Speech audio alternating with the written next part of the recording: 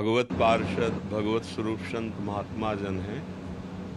इन सबके आश्रय से हमें एक महान वस्तु प्राप्त होती है जो किसी साधना से प्राप्त नहीं होती। जो हमारा मन और 5 ज्ञानेंद्रियाँ, जिन्हें भगवान श्री कृष्णचंद्र जी कहते हैं प्रकृति स्थानी कर सती, मना कष्टान इंद्रियाणी प्रकृति स्थानी कर सती। सबसे बड़ा योग इसी विषय का महापुरुषों की कृपा से प्राप्त होता है कि हम अपनी 5 ज्ञानेंद्रियों को, जो मन सहित शब्द स्पर्श रूप रसगंध में विचरण कर रहा है, उनको परमात्म तत्व में स्थित कर सकें। एक नियत समय तक के लिए ये शरीर है, जब तक ये स्वस्थ है तभी तक स्वस्थ हो जाओ, स्वस्थित अपने स्वरूप में स्थित हो जाओ। चित्त वृत्ति को, एक एक वृत्ति को गुरुजन महापुरुषों की आज्ञा में समर्पित करके और प्रभु के चिंतन में डूब जाओ। सबसे बड़ा योगी जिसने अपने अस्तित्व को समझ लिया या मिटा दिया, 2 बात। समझ लिया तो एक ही है, तत्वम असि, और मिटा दिया प्रभु के सिवा अपना अस्तित्व ही नहीं रह गया। भक्ति और ज्ञान, ज्ञान तत्वमसि, तत् जिसे कह के संबोधन किया गया वो त्वम असि।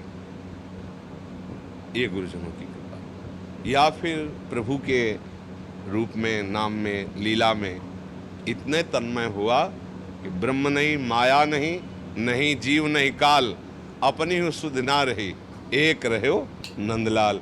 एकमात्र आराध्य देव की शुद्धि में आना एक में ही पड़ेगा, चाहे ज्ञान से आओ चाहे भक्ति से आओ। अनेकता में विविध प्रकार के दोष गुण यही छाए हुए हैं। जो सृष्टि का स्वरूप दिखाई दे रहा है एक है, ये मत्ता परतरम नान्यत किंचिदस्ति धनंजय, वो एक ही बहुत रूपों, अब बहुत रूपों से हटना होगा। तेषाम सतत युक्तानाम भजताम प्रीति पूर्वकम तो ददामि बुद्धि योगम तम येन माम उपयान्ति ते। सबसे बड़े योग का स्वरूप कि भगवान हमारी बुद्धि में आकर विराजमान हो गए। बुद्धि वहाँ नहीं पहुँच सकती, लगाने की चेष्टा कर सकते हैं, पर भगवान जब हमारी बुद्धि में प्रकाशित हुए तो अब बुद्धि नहीं रह गई, अब श्री कृष्णमय हो गए। मन नहीं रह गया, श्री कृष्ण। अब कुछ और नहीं रह गया, सर्वम खलविदम ब्रह्म वासुदेवासरम। ये आखिरी फल है महापुरुषों के सानिध्य का। तो आप लोगों के बड़े भाग्य हैं कि आप ऐसे गुरुजन, ऐसे महापुरुषों का संग कर रहे हैं। शरीर स्वस्थ कीजिए और मन को भी बीमारी रहित कीजिए। मन की बीमारी काम क्रोध लोभ मोह मद मत्सर, षड विकार जित अनघ अकामा। कोई कामना नहीं, कोई विकार नहीं, तो अपने आप अपने स्वरूप का अनुभव हो जाएगा। ये जो देहाभिमान लेकर हम विषयों में विचरण करते हैं, मान सम्मान आदि की चेष्टाओं में सुख दुख का अनुभव करते हैं, यह अज्ञान के कारण है। गुरु कृपा दृष्टि से जिस समय ज्ञान का प्रादुर्भाव होता है तो कुछ प्राप्त करना नहीं है, जो है उसी का बोध हो जाता है। जो हमारा स्वरूप है, ब्रह्मभूता प्रसन्नात्मा न सोचति न कांक्षति समाः सर्वेषु भूतेषु मद भक्तिम लभते। ये जो अभाव उत्पन्न हुआ है, कमी उत्पन्न हुई है, कामना प्रकट हुई है, ये स्वरूप का विस्मरण के कारण हुई है। और यदि गुरुजनों की कृपा से स्वरूप का स्मरण हो जाए तो वहाँ अभाव नहीं है। न सोचति न कांक्षति प्रसन्नात्मा। सदैव एक ही लक्ष्य रखिए, वही सच्चा शिष्य है, वही सच्चा भक्त है जो अपनी गुरु जी की आज्ञा में प्राण समर्पित कर दे। विचार करने की जरूरत नहीं होती गुरु आज्ञा पर।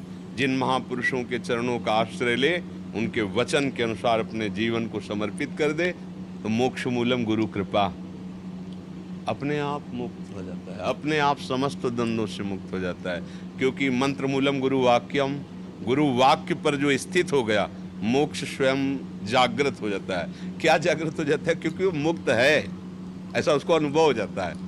हम जानबूझकर फंस गए हैं देहाभिमान के कारण, गुरु कृपा इस देहाभिमान का छेदन करता है।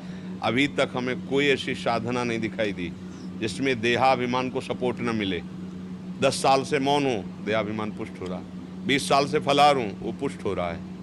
गुरु कृपा ही एक ऐसा है जो देहाभिमान का नाश करके शुद्ध बोध करा देता है। ये साधन कुछ भी कितना भी करे, कहीं न कहीं उसको पुष्टता मिलती रहती है। और जब गुरु कृपा से ज्ञान होता है, इसलिए मोक्ष मूलम गुरु कृपा ही केवलम।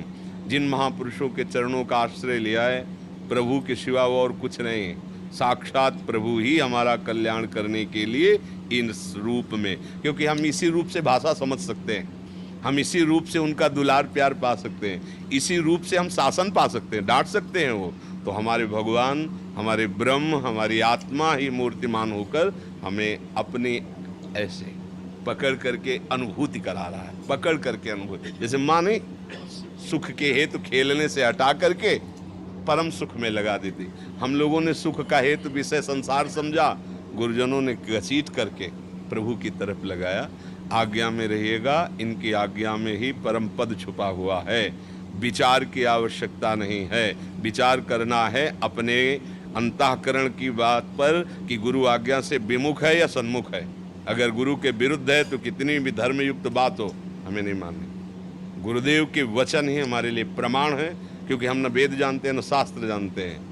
माँ की तरह गुरुदेव से प्यार करें, हम वेद शास्त्रों का निर्णय क्या है हम क्या समझ पाएं। हमारे गुरुदेव के मुख से जो निकला वो हमारे लिए परम ब्रह्म का साक्षात स्वरूप है, वो परम ब्रह्म शब्द हैं, उन्हें स्वीकार कर लें। बहुत अच्छा लगा, महाराज जी एक स्वयं कृपा करके दर्शन दे। आप लोग, हमें बहुत अच्छा लगता है जब कोई संत का प्राणपन से अनुगमन करता है, क्योंकि इस कलिकाल में ऐसी कुछ रीतियाँ चल गई हैं कि मनमानी चलना तब तक तो गुरु जी, मन के अनुकूल तो गुरु जी, और मन को जहाँ मारने की बात आई फिर स्पष्ट दिखाई देता है।